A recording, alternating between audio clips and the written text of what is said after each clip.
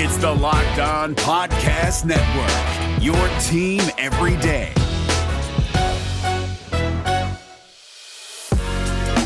You are Locked On NBA, your daily NBA podcast. Part of the Locked On Podcast Network, your team every day. And welcome. You are Locked On to the NBA. My name is Nick Angstadt, host of the Locked On Mavericks podcast, and joining me, as always on Friday, it's Adam Mares from Locked On Nuggets. What you got for me, Adam? I got a finals game. It wasn't too bad. It was an okay game. They had a dominant 2-0 lead by the Phoenix Suns. Absolutely. On today's show, we will absolutely dive into the Suns' 118-108 win over the Milwaukee Bucks. And man, it was a confusing back and forth game a little bit there. And then the Suns it was just inevitable. It just seemed like the snap was going to come from them eventually, right? They were going to get to it. And then, of course, we will always, as always on Friday, get into our power rankings on Friday. Best players that came from relative obscurity in the NBA. The best current players. So we're going to go back, and I think Giannis will probably make this, and a couple guys like that just basically came into the NBA that no one really knew. So we'll get into those guys. All right, today's episode is brought to you by Michelob Ultra. Enjoyment isn't the end game, it's the whole game. 2.6 carbs, 95 calories. It's only worth it if you enjoy it. And man, Suns fans are enjoying it right now. Do I have to go find the picture of that Suns guy? He's all over Twitter right now. He's like, no, just enjoying everything. You're not there. You're not here for the so Suns sick fans. of this guy. So sick of him. It's a different guy than the Suns in 4 guy, right? Like that. You're talking about the down low. Yeah. They've actually had some minutes. I got to say, in all seriousness, man, Phoenix, they've been great. 2 games at home to start this. But great crowd, man. They've been fantastic. They've been a really, really good fan base so far. Milwaukee's better bring it. And I think they will. That's what's cool about it. If you're not, go and watch on YouTube. I'll pull up the picture of this. You've definitely seen this by now, but this guy just enjoying, having the time of his life, like sitting in Phoenix Suns Arena watching this game 2 win, just in total bliss. By the way, which song would he be playing in his head? Which song for you is this? This is like that fly like paper, get high like planes. Who's the one that sings that one? That's Is that even the lyrics? Ching. There it is. Yeah, there we go. Yeah, that was a good one. Mine was probably Circles by Post Malone. There you go. I was thinking. And then Here Comes the Sun, right? I mean, that one. Here Comes the Sun. I definitely was not getting Here Comes the Sun vibes from him. But the Suns. This game, so the Suns win by 10, and we'll probably look back at this game and be like, the 3-point shooting was just too much for the Bucks. But Giannis, I mean, he had an incredible game in this one. 20 points in the third quarter, finished with 42, game's leading scorer by 11 points. And he did it kind of on a hobbled leg. Every time he hit the ground, it felt like it was just another chance for him to be just out of the series forever, right? Like we were holding our breath. I'm on the opposite side on this one in one small way. And look, I knock on wood, because I don't want to be the guy that everybody's like, you said he was fine. Hyperextensions, man, they're scary. They hurt. They're painful.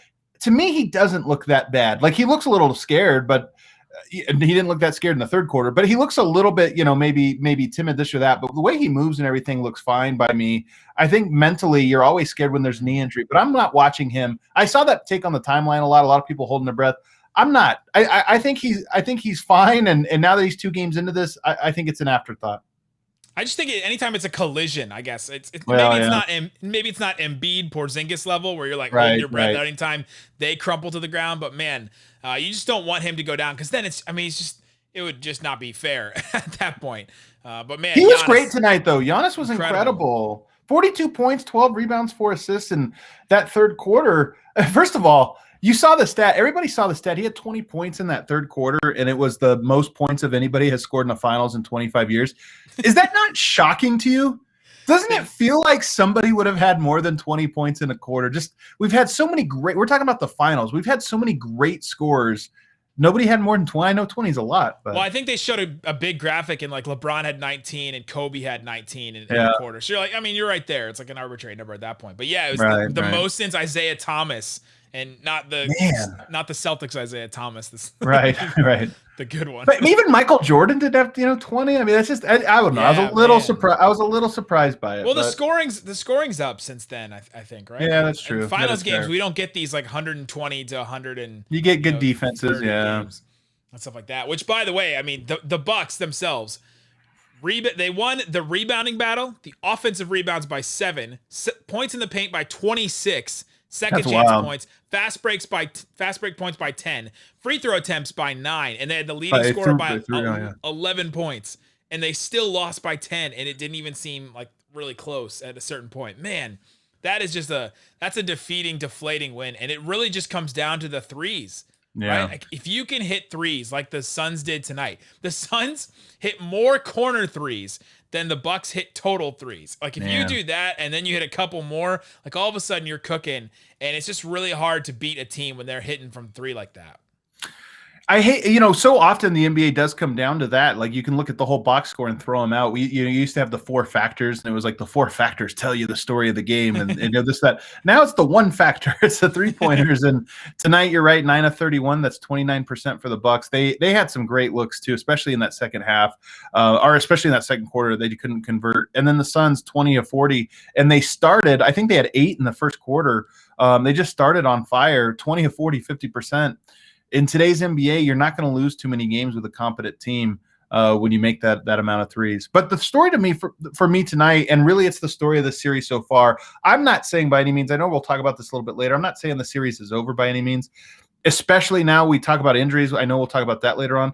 But the Suns just have so many guys. And Milwaukee, it's like, okay, who's going to step up tonight? Maybe you'll get, something from this guy or that. Maybe Tucker will hit some shots, or Lopez will make an impact, or Portis or whatever. But Phoenix has so many guys that I kind of expect, not just Chris Paul, Devin Booker, DeAndre Ayton, who you're almost just pencil in right now for doing their job type guys, but Bridges, Crowder, Torrey Craig, Cam Johnson, some of these guys. It just seems like every night there's 2 or 3 of those guys that are going to step up. And I just think they are one of the more complete finals teams we've seen in a while. Maybe not as top heavy as, LeBron and the Warriors or this or that, but they just have their 7th and 8th guy is better than I think most even championship caliber teams. There's sort of a next man up mentality to the Suns, right? They just the key. I imagine, like, if Jalen Smith got into the game, I imagine him hitting 2 threes, right? There's just something about. I mean, we're like, oh, they're so deep, and we're like, yeah, but they're playing Cam Payne and Frank Kaminsky and like Torrey Craig, who I guess was pretty good for Denver, I guess, but it's not like anybody was clamoring to go get him. And there's just these guys that they just keep bringing up off the bench. Like, I just imagine, like, Abdul Nader was playing in this game. I just imagine anybody who could just come in and play for the Suns team. It's something about that collective where it's not that. And this is getting into like the psychology of a team, but the Bucks, Bryn Forbes comes in and he just doesn't look right. He just can't hit threes. It just doesn't look like the right kind of guy. And then who else is going to come in for you? Like, is Jeff Teague going to come in and do stuff? Is Bobby Portis? Is this not a series for him, or is he just not in it with everybody? And there's something about the collective nature, the teamwork nature of this Suns team compared to the Bucks, and it's kind of like narrowing it down too far probably, but it's just Giannis and like a couple guys trying to hit jumpers, and that's it, right? Like, it just that's the thing different. Is we're not even talking about Phoenix. You mentioned next man up. That's going to be tested here going forward, especially with Torrey Craig being down. Part of this is just that they were healthy coming into the series. Now, of course, Saric and Torrey Craig, that changes things. But you get Booker, you get Chris Paul. Those guys are just at least good in every game, and sometimes great. And Devin Booker tonight, Chris Paul in game 1 was great. He was very good in this one. Devin Booker was great, I thought, at key moments in this one, especially in the second half when it really mattered. But you go to the other side, Giannis, 42 points tonight, 12 rebounds, 4 assists. I'm not going to say this was an all-time performance. He goes 15 of 22. It was a step or 2 below all time. It was a very good game from Giannis tonight. Really, maybe even great game from Giannis tonight. But then you go over to even the number 2 and 3 guys in Middleton and Jrue Holiday, and they just didn't have it tonight, especially Middleton, who finished with just 11 points. He did have 8 assists, but he goes 5 of 16 and 1 of 6 from 3. And that's, to me, that is the problem is you need other guys to step up, but you need your main guys to step up every single night. And they didn't get that from Middleton and Jrue Holiday really in either of these first 2 games.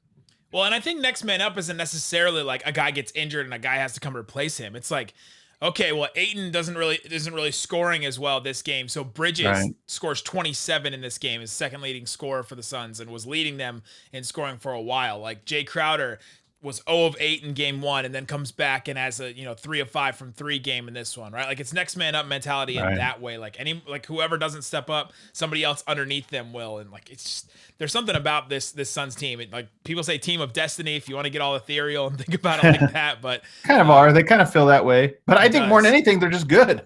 Yeah, true, sometimes it just works out that you're just a really good team and you happen to have a really good player in DeAndre Ayton on a rookie contract, Mikal Bridges, a very good role player on a rookie contract.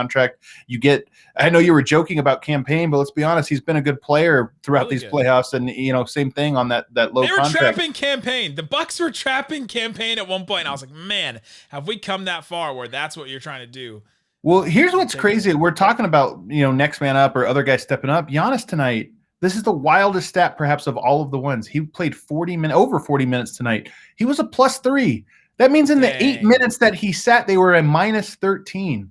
And again, I think the Bucks are better than that. They just didn't get it tonight for whatever reason from veteran players in Middleton and Jrue Holiday. Not trying to put it all on them, but those are the guys you look to say, hey, they can step up. Coming up, let's look into what can change for these teams and a couple more thoughts from game 2. We'll get into it more. It's the NBA Finals. We got to get into it deep, and then we'll get into our power rankings. But before we do, talk about get into it deep. Theragun. Don't let the stress of life weigh down on your body, whether you're an elite athlete or someone like me. I don't know what your athletic prowess is, Adam Mares, but old man. You have a Theragun and you love it. Oh my God, I swear to God, it's maybe the greatest thing I own of any. Like if my house caught fire, okay, I'd grab my dogs, my kids, my Theragun. This would be my Wait, three in that things. order, you said dogs first. I guess the kids can run themselves. Yeah, that's right. They're holding up to run. The Gen 4 Theragun doesn't just feel good. It gets to the source of the pain by releasing tension using Theragun's signature percussive therapy, which goes 60% deeper than vibration alone. Try Theragun for 30 days, starting at only $199. Go to Theragun.com/lockedon right now and get your Gen 4 Theragun today. If you believe what Adam Mares is saying is true, and you should, because he was pitching me Theragun before we were even doing this podcast, and he was trying to pitch me on it. Theragun.com/lockedon, Theragun.com/lockedon. Also want to tell you about betonline.ag. BetOnline is the best place to put down some money on sports. If you want to, go and find some baseball lines. Go and find the series odds right now. The Suns are now -475 favorite. That is way up from after game 1. They are really still too low. I'd still take that. I still like those odds. It's a no-brainer. They are really believing in the Suns right now. So you can go get that. Let's see if they have game 3 up. They do. Suns, the Bucks are a 3.5-point favorite in game 3. That's pretty interesting to me. I don't know about that one. Money line -170 for the Bucks. The over-under, which I've been tracking these over-unders, and I think first one went over and the second one went under. This one is over-under 222 total points scored. So each team's got to score at least 111 or around 111. Initial thoughts are over, and I like the Bucks in game 3. I think it's the one game they win in this series. If you agree with Adam Mares, go to BetOnline. Use the promo code LOCKEDON. Get a 50% welcome bonus to first deposit. BetOnline, your online sportsbook experts. All right, Adam, let's keep diving into game 2 of the NBA Finals. So we mentioned some next man up stuff. We mentioned what happened with Giannis. So Middleton and Jrue Holiday, I mean, they combined for what? Ended up being 12 of 37 from the field. Not great. Are these guys? Jrue Holiday was missing layups out there. Like Middleton too. Middleton had a bad one in the fourth quarter. That was there was all these pivot points where it was, the 30-16 in the second quarter. That was really where the game was won. And then it was Milwaukee constantly trying to chip into it. And they did, I think, 3 separate occasions. They got not even where you thought they were going to take the lead, but it was just like, okay, they can cut it to 4 here.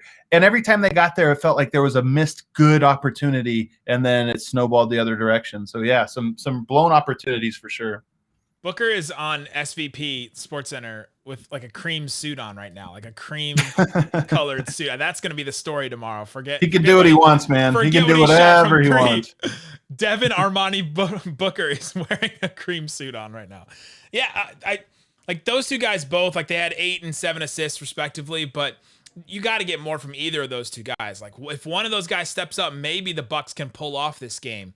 But if those two guys don't step up, and we were kind of talking about this before, they have to be they have to show up every game. Like they're getting stuff from Giannis every game, and he really showed up in this one. But they have to have these guys be 100% players and not 50% players. And they're being 50% players, at least scoring wise and shooting wise right now, where they only show up 50% of the time. 50% of the time they're good. 50% of the time they're what they were tonight, and they have to be there 100% of the time. That's why you give up 4 first-round picks or whatever for Jrue Holiday. That's why that you give Khris Middleton that huge max contract. Like these are the moments right here. If you're not going to show up now, when are you going to show up, and why should it matter to us as the Bucks? But man, it's coming down. Like this game 3 is huge, like pivotal for this team right now. Nobody's coming back from 0-3, so I mean it's clearly a must win for Milwaukee's side. But I think we used to say no one could come back from 3-1 though. So that's right, man. Hey, Denver can do it anytime. No, Jrue, I think you look at Middleton and Jrue Holiday, and I'm not saying it was like the crowd or anything like that, but you do go back home to your home crowd, your home court where you're a little bit more familiar, and I do expect that those guys will play well in game 3, and that's why I think they will pick up the win and kind of make this a series at least for a short stint. I do think, and then you go to the other side of this and you just look at it and you go, okay, Jay Crowder goes 3 of 5 tonight. Of course, 7 of 12 from Devin Booker. The big guys show up, and I think they'll continue to show up. But Torrey Craig, 2 of 3. Cam Johnson, big shots from the 3-point line, 2 of 4.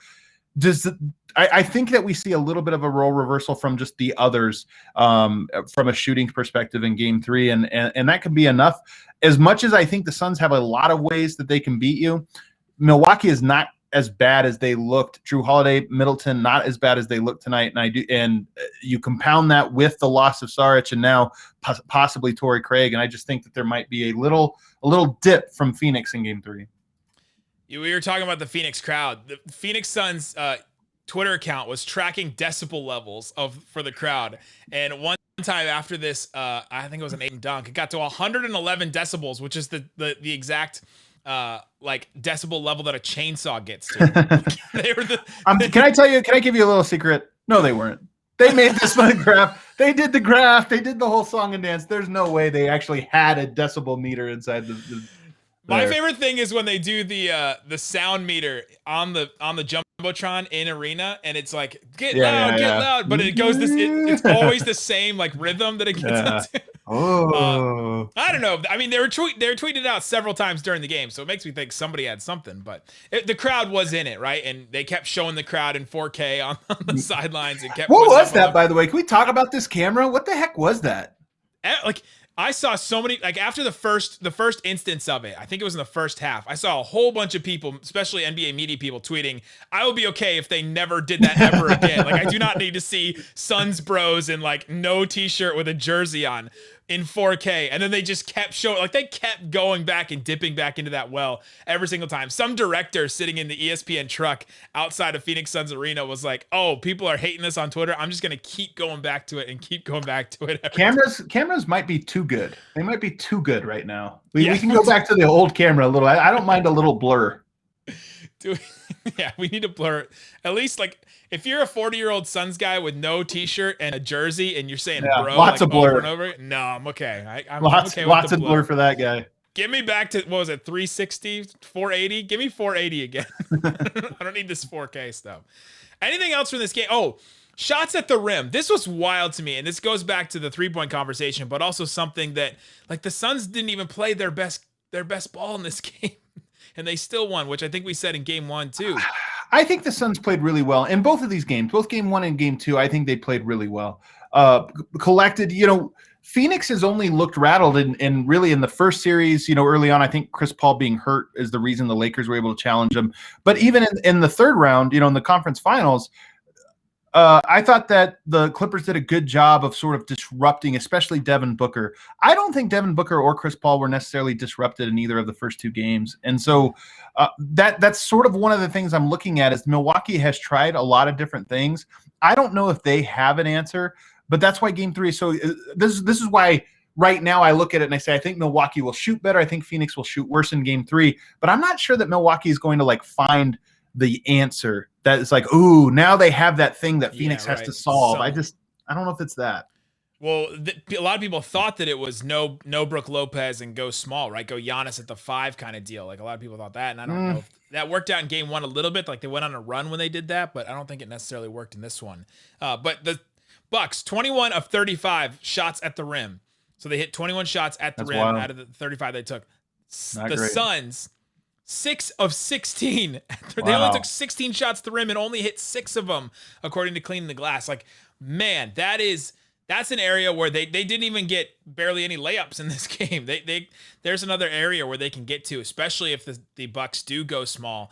But Giannis was doing a decent job as a rim protector. He was getting them away from the paint. When Brook Lopez was in there, they weren't necessarily attacking, and they were just hitting a bunch of jumpers. Like I said, they shot do that. 43s in this game. And it's a lot of mid-range. It's kind of funny because we've seen this in the finals a handful of times, really over the last decade, where sometimes you get to a level where defenses are good enough that it's like now they're going to give you the mid-range because they're afraid of the pain. And if you can knock them down and punish them 4 times, and right now it's only 2 more times. I mean, throw out what has happened already. Now it's just you need to get hot, and you have 2 of the best mid-range pull-up shooters in all of the NBA, and Booker and Chris Paul. Like, I'm counting on it. That being said, some of this will regress to the mean. Some of this is, again, that home cooking. You're on top. I think that for Milwaukee's sake, if you kind of like extend the series and take a big picture look at it, game 3, obviously a must win, but if you can even up the series and push it back, then you put a little bit more pressure. Right now, all those mid-range shots are easy because you have nothing to lose. You have a 2-game cushion. Yeah, right. So you got to put them on their heels a little bit.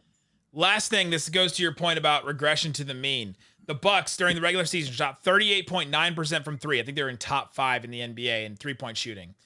In the regular season, they had 9 total games where they shot under 30% from 3.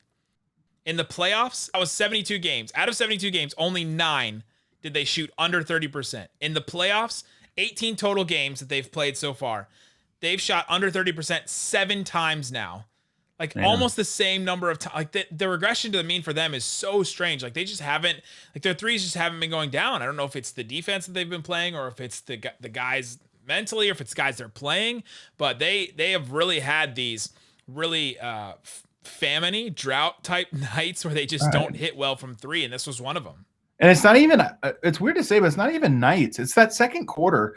And they rolled out, by the way, an offensive lineup in that second quarter. Bucks have some like balanced lineups. They have some offense and some defense ones. I can't remember what it was, but it was a very offensive focused lineup with Bryn Forbes and Giannis and Middleton and I think Connaughton out there.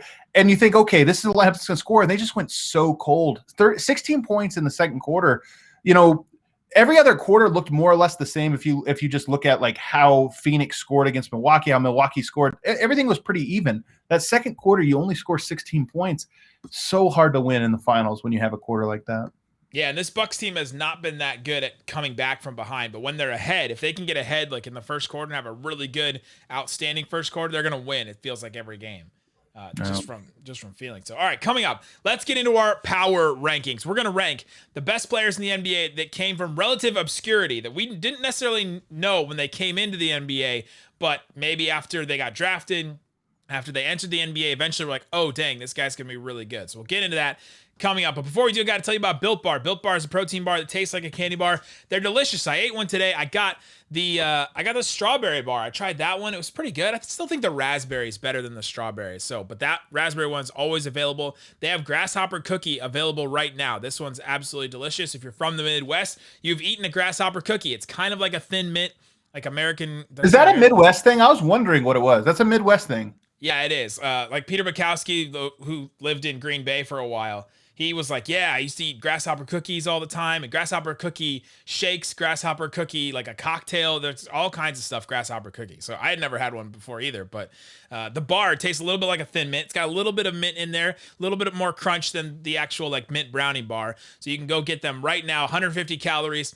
They have 17 grams of protein, only 6 grams of sugar for a bar that's named after a cookie. Absolutely incredible. Go get them right now. Use the promo code LOCKED15 at BuiltBar.com. Again, that promo code is LOCKED15 to get 15% off at BuiltBar.com.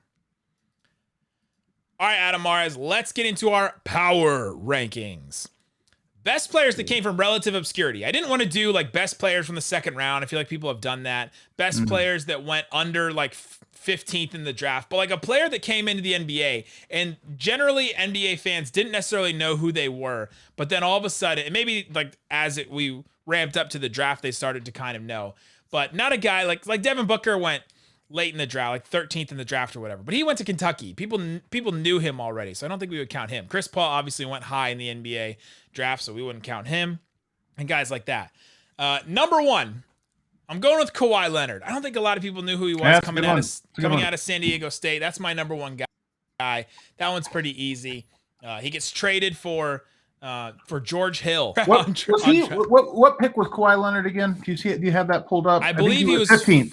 15th. Yeah. 15th in the 2011 draft, and his teammate Paul George, I think, was in that one. So with him, it's not that nobody was talking about Kawhi. It's that nobody was talking about him as a 2-time Finals MVP and one of the 5 best players in the NBA for a 5-year stretch. Distance he rose.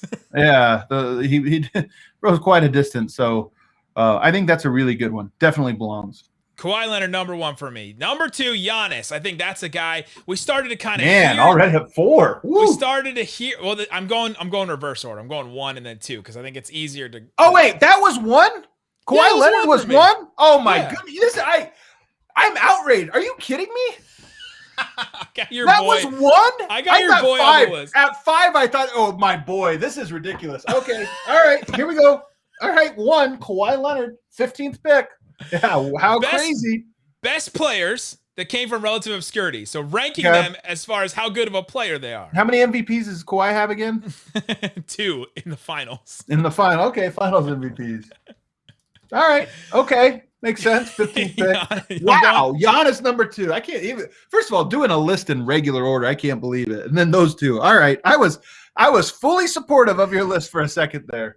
You're in the hot seat, Nick. You are in the hot seat. Your arbitrary ways we have to go about these lists. Giannis number 2. Okay, I think Giannis number 2. I think he is number 2.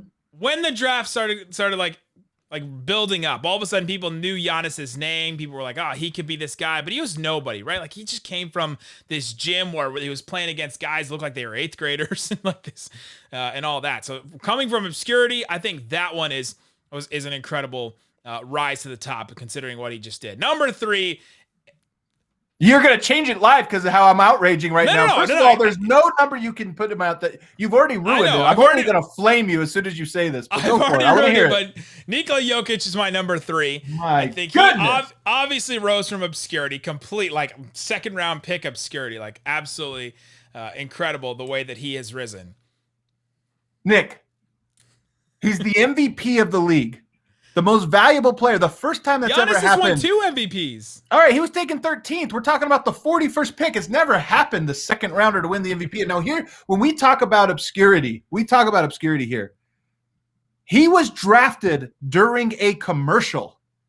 At least when Kawhi Leonard and Giannis were drafted, they were talking about him for 10 minutes. They did the interview. They called him in. He was asleep. And there was a commercial going because it was the 2nd round. That's called obscurity. In fact, when they were picked, they were like, this guy's in obscurity currently. That's what they said. This is insane that you would have him number 3. This is insane. I think Kawhi and Giannis are better players than Jokic. Okay, that's fine. That's fair. So that's why I have them higher. Times? Are they 3 times higher? They were picked 3 times sooner. 3 times up. They were known. There were scouting reports on these guys. There weren't even scouting reports on Jokic. Man. Obscurity. We might have to pull up the word. I'm opening up Webster's dictionary to make sure I understand the word the same way that you do. Number 4. Hold on. The state of being unknown. Yep, that's what I thought it meant. You can put a lot of people in these unknowns, though, right? Like unknown to NBA people. We're posting this on Twitter, right? Sure. Yeah. We're posting this on Twitter. Make sure it says Nick's list, not Adam's list. I have a reputation to uphold.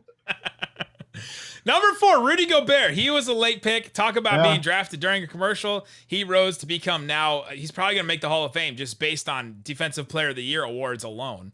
And I don't know if you could do a list like this without putting that guy on there because of who our boss is. 27th pick. I wouldn't mind if he goes back to obscurity, to be honest. But and now everyone talks about him every single time he steps on the floor, for better or for worse for him. Number 5, I had a hard time with this one, and I had a hard time with the top 3. I went Fred VanVleet, like going from obscurity, like that guy was in the G League, and not a lot of people knew him. To now, the way that he's the way that he's grown, developed. He's averaging like 20 points in the finals and making all that, and now he's making a big contract and all that kind of stuff. So a couple other guys I considered: Paul George. No, hold on. Right, We're not getting out of here because Fred VanVleet would have been a great honorable mention. I mean, he would have been great. Okay. If this list had 15 players, I think Fred VanVleet would have definitely been on my list. But how many championships does he have? He has one, right? Yeah, one. He has one.